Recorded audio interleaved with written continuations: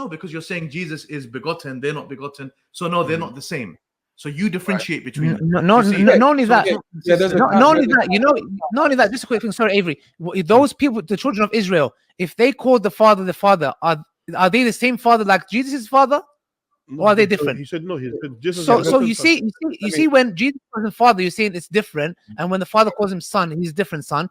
But when it's the children of Israel, their sonship is different to them calling them the Father. But with Jesus, it's a whole different category. You're giving exceptions. You're saying no. With Jesus, it's specific. When it says Father, it's his actual Father or literal begotten. And when it says the Son, it's the actual Son. But when it comes to the others, like Moses, so many other people. So all we're saying is this, just to add on, because there's one thing you said, I just want to add on. You said that the Islam came and distorted the whole thing. Very simple question. All the prophets that came from Adam to Moses, did any of them believe in the Trinity? I would say yes. Okay, can you bring me a single evidence? Because you're now confronting the Jews and the Muslims. So please tell me, because we say the Prophet Muhammad was in line with all the prophets that came. He said, worship God alone. There is nothing like him.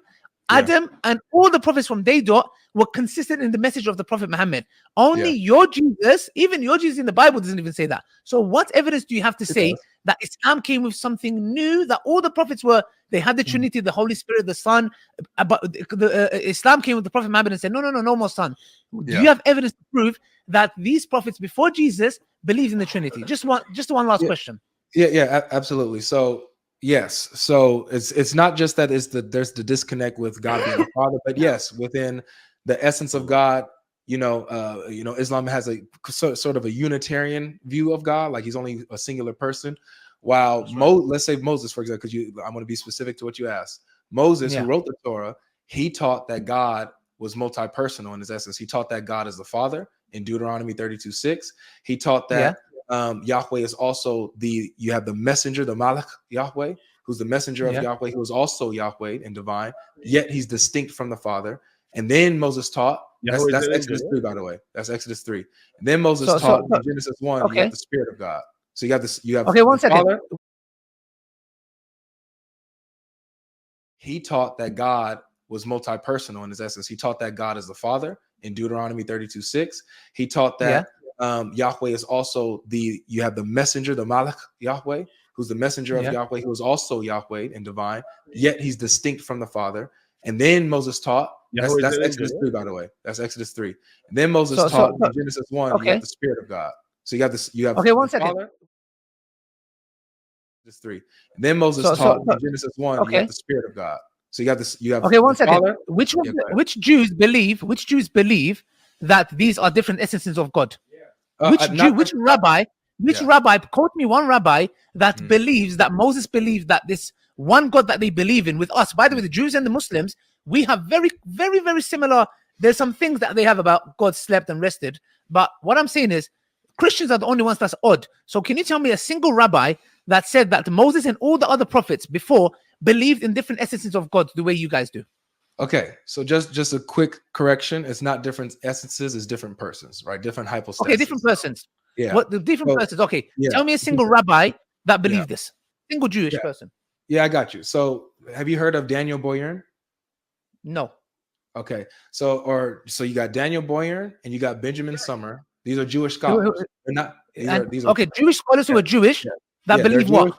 That believe that the Trinity is actually in line with Judaism. It's a Jewish belief. One second. Let me just get this right. So one second. There are Jewish people. It's like me saying there are Muslims who believe that Trinity is in line with Islam. I'm a disbeliever. No, that's not. How can I be a Muslim? How can I be a Muslim and say the Trinity is in line with Islam? Plus, your Muslim is not your bloodline. You're a Jew by your blood. One second. You're saying they're ethnically Jew. Yes. Oh, I'm talking about religiously Jew. I'm saying rabbi. I'm saying a rabbi. No, I'm saying rabbi. No, they don't need to be a Christian. They believe in Jew. No. 1 second. I'm saying a Jew who follows Judaism and the Mosaic law, who believes that God has different persons. Different persons, Daniel Boyarin, Benjamin Summer, Alan Segal. These are not Christians. Okay. No, these are not Christians. Okay, what we're gonna do is this is online. I know you're recording this. I'm gonna check it, and if what you're saying, okay, no problem. I'm gonna check I'm gonna check this information, and if what you're saying is not true, you're being intellectually dishonest, because no Jew that I've come across, they outright reject that God has persons, essence. They don't even mention his name. Listen, suppose it is. Can I give you a quote from Benjamin Summer? None of this makes a difference to us in reality, to be honest with you. It doesn't. But what I'm gonna do is, even I know it doesn't matter, but I know Judaism there's no way they believe this. The persons and the essence, none of them. It goes against their religion. Can I give you a reference, Ali, just really quick? Yes. So remember, Benjamin Summer is one of the names I mentioned. If you go to his book, it's called Bodies of God. Bodies of God. Okay.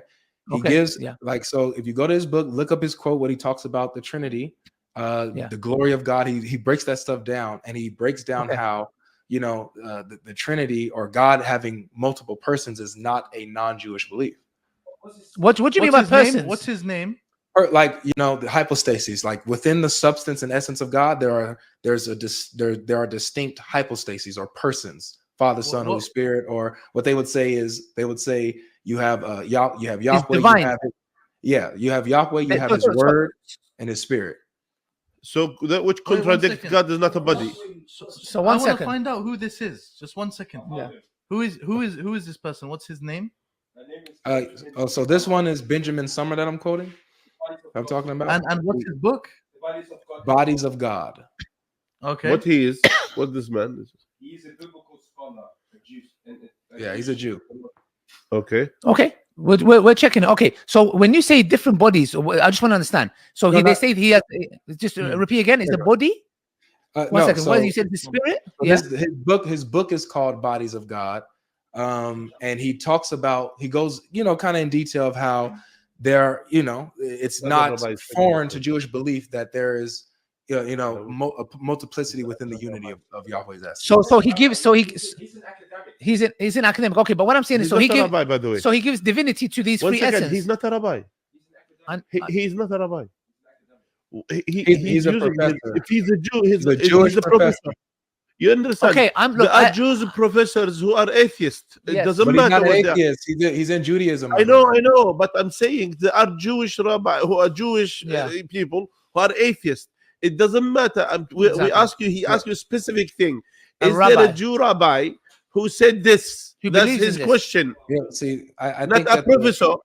There are Jewish professors who I know they are atheists. The reason I asked that is because I know the rabbis go to his seminary, guys. Like they learn from him. Come on. It doesn't matter. Avery, let me tell you something. I know Muslims who come and say some mad stuff about Allah. Yeah, just because he has a title. Yeah, many academics, they say stuff like, you know, some crazy God stuff. God is not in this world. God is not in this world. The point. The reason I'm saying this.